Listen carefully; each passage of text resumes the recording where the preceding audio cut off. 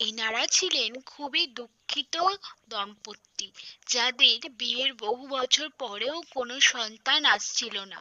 তাই তারা সর্বসময়ই খুবই দুঃখী থাকতেন।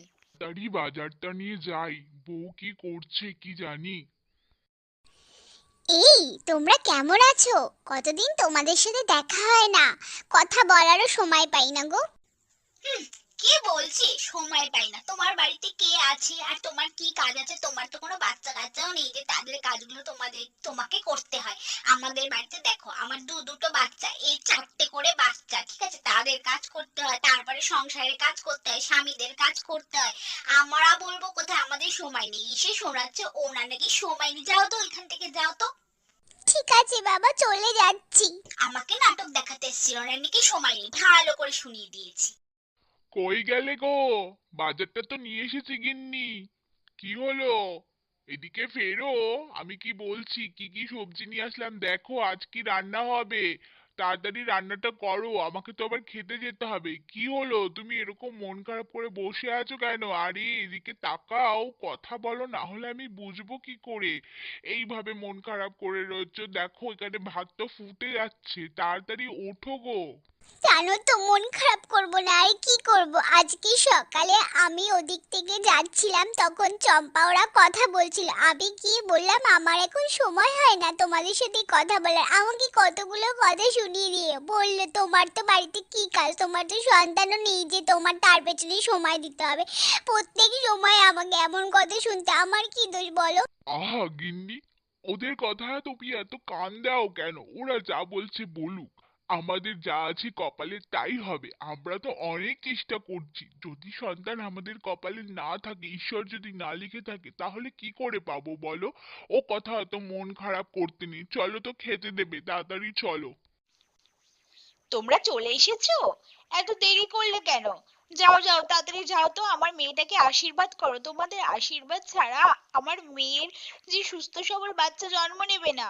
যাও, ওকে মন ভরে আশীর্বাদ করো। এই কমলা, তুমি দূরে দাঁড়িয়ে আছো কেন? তাড়াতাড়ি আসো, আমার মেয়েকে আশীর্বাদ করো যেন ওর ভালোভাবে বাচ্চা হয়।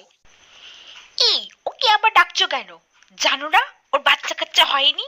ওকে ডাকছো তোমার মেয়েকে আশীর্বাদ করতে? তাহলে কি তোমার মেয়ে সুস্থ সবল বাচ্চা জন্ম নেবে? কোনো একটা ক্ষতি হয়ে যাবে। এদের মুখও দেখতে নেই, জানো না? তাকে আবার তুমি আশীর্বাদ করতে ডাকছো, আবার নিমন্ত্রণ করেছো। বলি আরই তোমাদের, সত্যি বাপু আর পারি না। মেয়ের ভালো চাও তো ওকে এক্ষুনি এখান থেকে দূর করে দাও, নালে তোমার মেয়ের কপালে দুঃখ আছে আর মেয়ের বাচ্চার কপালেও দুঃখ আছে। এই আমি বলে দিলাম, এইসব মানুষের মুখ একদম দেখে না, এরকম শুভ দিনে তো নয়, দূর করে দাও।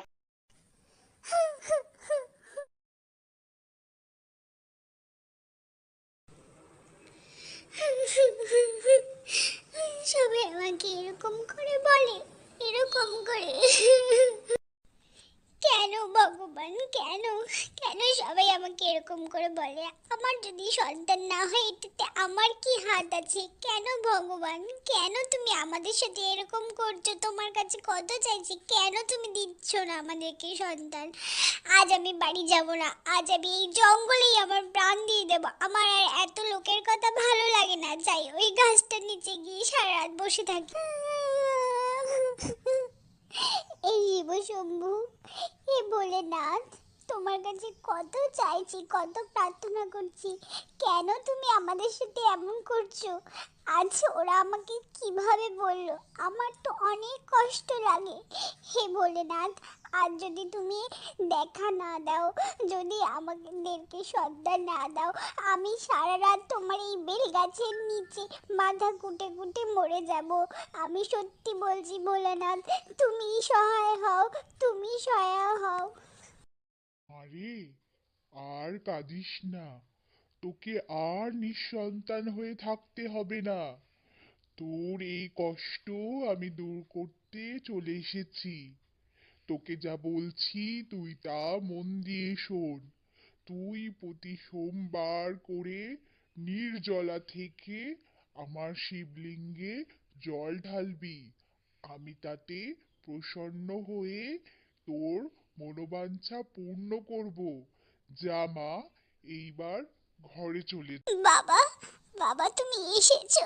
ভোলানাথ, ভোলানাথ তোমার অনেক দয়া, তুমি আমাকে দেখা দিলে। ভোলানাথ তোমার অনেক দয়া, তুমি যা বলছো আমি তাই করব, তাই করব ভোলানাথ।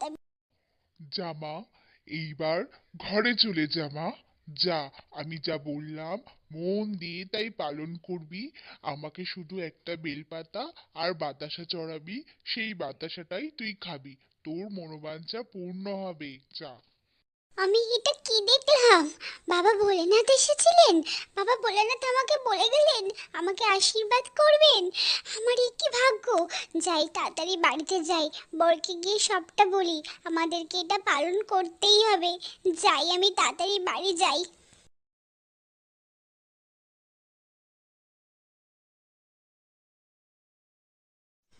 তুমি জানো আজকে কি হয়েছে?